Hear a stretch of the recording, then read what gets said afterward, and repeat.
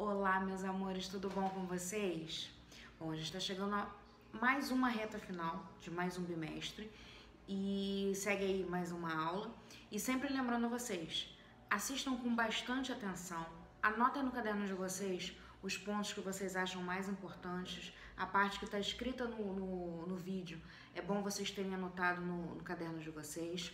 Façam os exercícios e, em caso de dúvidas, não deixe de me procurar. Acompanhem as aulas pelo WhatsApp. E é isso, então vamos ao vídeo de hoje. Crise do Império Romano, capítulo 21. Na aula de hoje, nós vamos estudar quais são os motivos que fizeram com que aquele grande império formado pela Roma Antiga, ele chegue ao fim. Bom, antes de nós estudarmos esses aspectos, nós vamos estudar o surgimento de uma nova religião, o cristianismo. Bom, o cristianismo era uma religião monoteísta, ou seja, que adorava apenas um único Deus, que teve origem no judaísmo, lá dos hebreus. Ela é muito parecida com a religião dos hebreus, o judaísmo. A grande diferença é que o cristianismo se baseia nos ensinamentos de Jesus Cristo, por isso o nome cristianismo, de Cristo. Segundo o cristianismo, Jesus é o Filho de Deus enviado aqui na Terra para salvar toda a humanidade. Os judeus não reconhecem Jesus como sendo Filho de Deus. Os judeus acreditam que Deus ia mandar o seu Filho, mas não reconhecem Jesus como seu Filho. Eles ainda estão à espera de um Messias, de um Salvador. Bom, a mensagem do cristianismo é uma mensagem de amor, é uma mensagem de paz, de igualdade e tinha uma linguagem de muito fácil entendimento. Então, assim, todos conseguiam entender a mensagem de Jesus, desde as pessoas mais esclarecidas até os mais pobres, os menos estudados conseguiam entender, porque Jesus falava muito através de histórias, que eles chamavam de parábolas. Então, tinha uma linguagem muito fácil, qualquer um conseguia entender. E essa mensagem agradava principalmente a camada mais pobre da sociedade, quando diz que existe um Deus que ama todos de forma igual. Pode ser um patrício, pode ser um plebeu, pode ser um escravo. Esse Deus ama todos e quer salvar a todos. Então essa mensagem de amor e paz vai agradar a toda uma sociedade.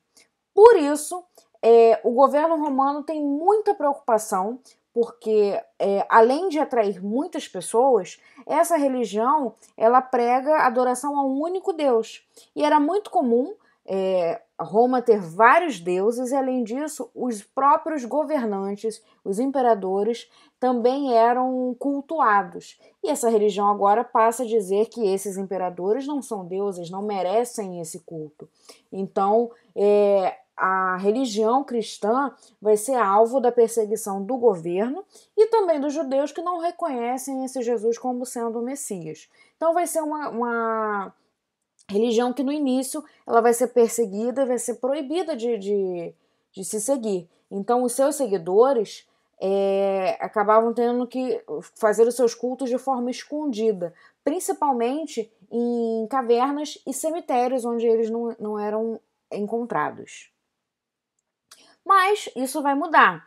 Então a gente tem o Edito de Milão, que é uma lei criada pelo imperador Constantino em 313, isso já depois de Cristo, e assegura a tolerância e a liberdade de culto para os cristãos. Então essa lei, ela permite que as pessoas possam fazer esses cultos sem nenhuma perseguição.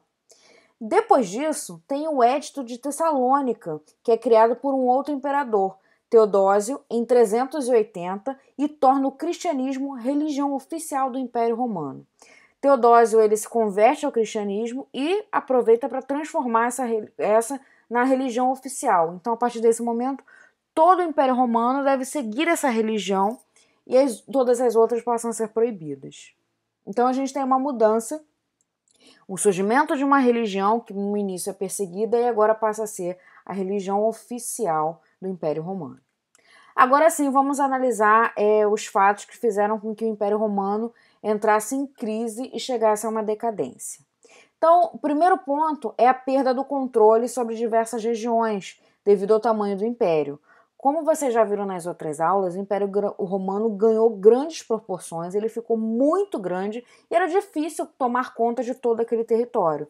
E por ser tão grande, os romanos acabaram perdendo o controle dessas regiões.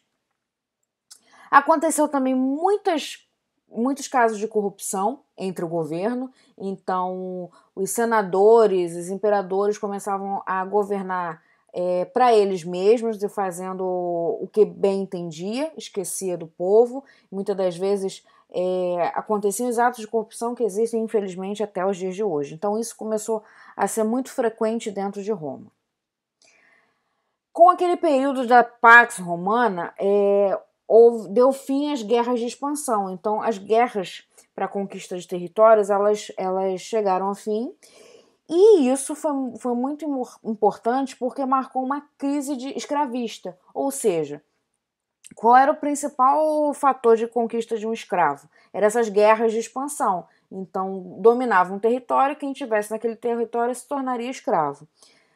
Se não tem mais guerras, os escravos estão diminuindo. E com isso a força de trabalho também estava diminuindo, porque quem trabalhava de verdade em Roma eram os escravos. Então, menos escravos, a gente tem menos trabalho. Então, menos comércio, menos comida, porque não tem quem plantar.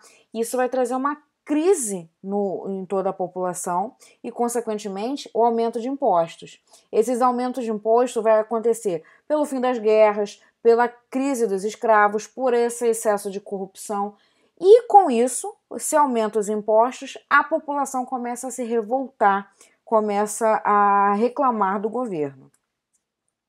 O cristianismo vai ser um outro elemento também para essa crise do Império Romano, que primeiro persegue, depois impõe essa religião para todos os outros. E, por fim, a invasão dos povos bárbaros. Então, todos esses elementos fazem com que o Império Romano ele fique enfraquecido. E aí o governo ele tem que se voltar para proteger o seu território, para dar conta dessa crise, e ele não percebe esses povos bárbaros chegando e conquistando os territórios romanos. Agora, atenção, quando eu falo de povos bárbaros, o que é isso? Então, quem é povo bárbaro? São segundo os romanos, quem não era romano. Então, todo aquele que não é romano, para os romanos é chamado de bárbaro. E eles viam isso como algo ruim, tá, gente? Então, quem é povo bárbaro? Quem não é romano. Quem não mora dentro do território de Roma é bárbaro. E se é bárbaro, é uma pessoa inferior. Cultura inferior, a política, tudo que diz respeito a esse povo é inferior. Atenção!